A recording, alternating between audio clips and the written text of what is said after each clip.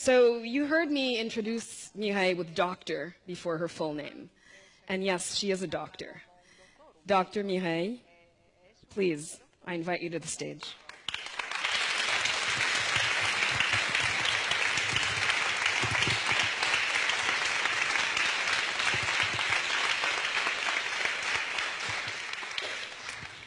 Thank you very much, Nigali. Well, my story can be given quite a number of titles. One could say it is a tragic story. Another could say it is a story of courage and perseverance. Well, I choose to call it a story of hope, a story of God, something one could call from ashes to beauty, a beautifully stained glass window.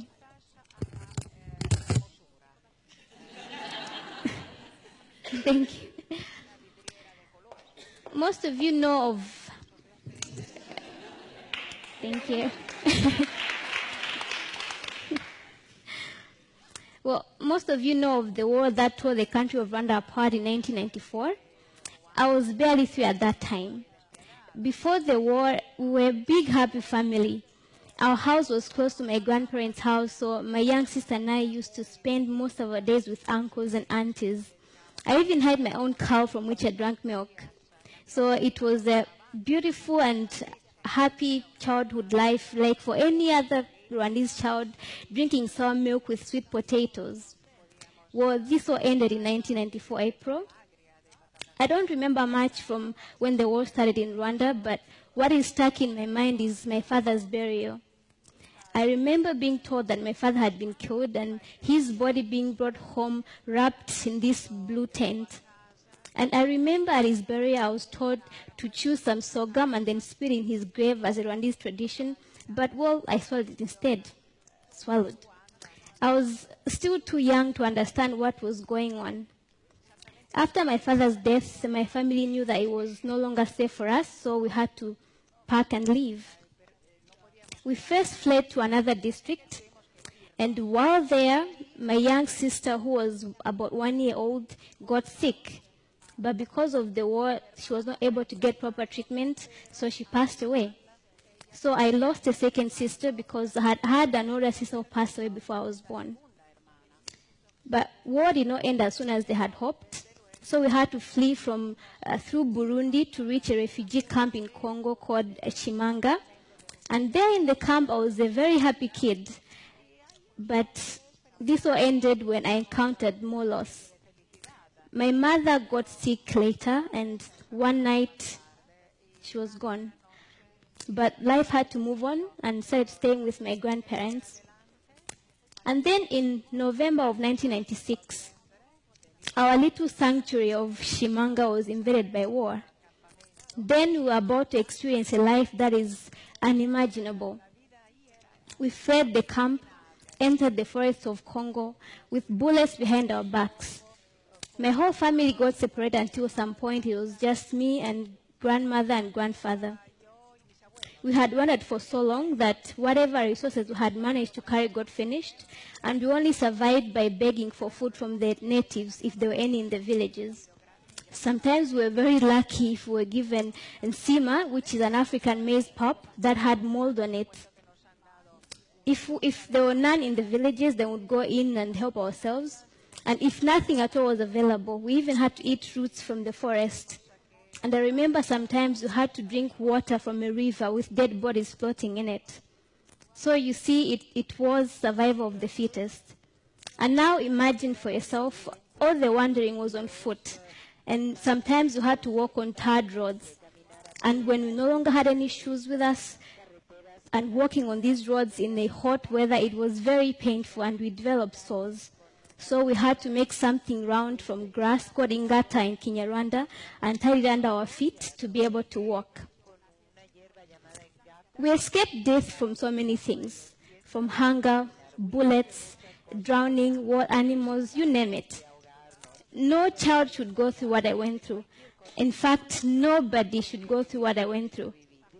So we later entered Angola, but life was not better there. I remember in Angola and in Congo as well, we had some soldiers who were protecting us. But these same soldiers would come among us and take some young boys and make them carry their bullets. And these are those young men you find in refugee camps with some sort of trauma. They would also come, the soldiers, and take some young girls to sleep with them, make some their wives. Some got pregnant, others got HIV and AIDS.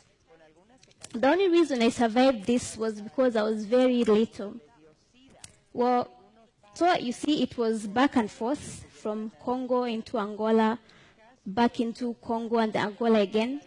And by the time we reached Angola for the second time, my grandmother was very exhausted. And as for me, I was very malnourished. You can imagine with a big tummy and thin brown hair and swollen cheeks and feet. And as though I had not encountered enough loss, my grandmother passed away just before we reached a refugee camp. There was no crying at this time. My little heart had hardened after a long and painful journey of about 1 year.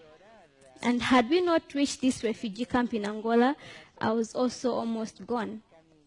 But, well, in the camp there, we were later moved to Meheba refugee camp in Zambia. And after some time, my grandfather decided to move to Lusaka, which is Zambia's capital, for no any other reason but for his granddaughter to attend better education. My grandfather really believed in me so much. He never once said, she's just a girl, let me not waste my time on her, no. Then later, he learned about Dzaleka refugee camp in Malawi, that it had better schools, it had better conditions. So in September of 2000, we moved to Malawi. I immediately enrolled in Katubza Primary School, which is a JRS-funded school. And in the camp, life was not very bad for a child my age. I mean, I had food, shelter, friends, and a grandfather who loved me very much. So it wasn't that bad. And at school, I was always top of my class, and this really gave me joy because I got to make so many people proud, and, you know, I was very happy. And in grade 8, I got selected to go to Likuni Girls Secondary School, and the JRS paid for my school fees. And when I had just finished Form 2 in 2007, my grandfather suddenly got sick, and a few days later, he was gone. I cried uncontrollably that day, but life had to move on. And although I was in so much pain from the loss of my loved ones, it did not stop me from working hard, because I knew that my future, it was not certain. I didn't know what my future held, but I knew that my hard work would pay off, and really good grades consoled me. And in 2009, I sat for the national final examination, where I was among the top 6 students in the whole country. And at the award ceremony, Best Girl Award ceremony by the Zodiac Broadcasting Station, the Chinese embassy offered full scholarships to study in China. And there I was, among the scholarship awardees, a refugee, no status, citizenship status, no passport. I mean, how could I go? But thank God for this radio station and so many other people who fought for me, even in the parliament, until I was granted a Malawian citizenship. So in 2010, I was able to go to China and pursue medicine on a Malawian passport. If it was not for this chance, well, my future in terms of higher education was not certain, not at all. In China, I learned Chinese language for 1 year, then later proceeded to learn medicine in Chinese language, which, as you can imagine, was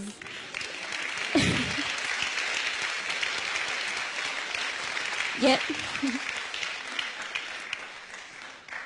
Yeah, it was very challenging, I can tell you. And I wanted to give up at so many points, but I persisted, because I got to realize that God did not spare my life and take me this high just for myself, no. But there are people that I was meant to serve, and I had to be competent to do so.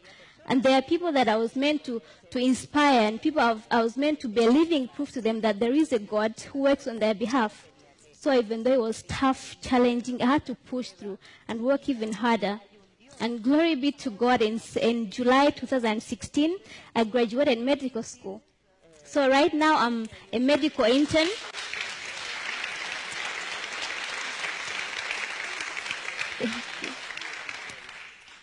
Right now I'm a medical intern at Queen Elizabeth Central Hospital in Malawi. So before I went to China, I used to look at myself as just a girl with a tragic past who's gone through a lot, and it just ended there at tragedy. But I got to, in China, that's when I realized that I'm a girl with a story to tell, a story of God and His love, a story that can change somebody's life, and somebody with a lot to give, a lot more now as a medical doctor. And that is why I try to find opportunities to speak to children in schools, trying to raise hope among the youth, especially refugee youth. And in future, and hopefully in the near future, I would like to work with refugees because I believe that I have a lot to share, yeah, having gone through what they go through. And now this is my story, but there are a lot of other Mireilles out there. But unfortunately, for many, their stories just end at the tragedy part. Many of them don't even get that safe place, a place where their lives could move on and have a good future and attain higher education and in future help rebuild their countries. Others are privileged to get a safe place, but because they have lost all their families, they're forced to be breadwinners at a younger age, and their hope for a higher education is lost. A whole lot of others get a chance to finish primary and secondary education, but because they don't have that chance to attain higher education, their hopes are just crushed, which is the case in Dzaleka refugee camp. So what can we do for these Mireilles? There's a lot that we can do. For an immediate start, why not end all this violence? And I'm not talking about people from other countries coming to end the violence in our own countries. I mean, why wait for an outsider to come tell you to stop hurting and killing people of your own blood? I mean, is the money or the power at the expense of their blood really worth it? I don't think so. I mean, why not try the cheaper alternative of resolving conflict like forgiveness, mercy, and love? Is there still humanity in us, or really have we become robots? What is happening to innocent kids is completely unfair, and it needs to stop. And I believe it starts from within us, from love, forgiveness, and mercy. But now that there are a lot of wars going around us and people fleeing their countries, well, we can help these Mireilles by opening our homes to them, providing them with a safe place where their life could move on, giving them food, shelter, medicine. It's all very important, but it's not enough. They need a chance to education, higher education, because these are leaders of tomorrow who will in future strive for peace and help rebuild their countries. These people need to know that they're loved by God and those around them. They need to know that they matter, that there is a hope for them, that they have a purpose in life. So, ladies and gentlemen, are you with me?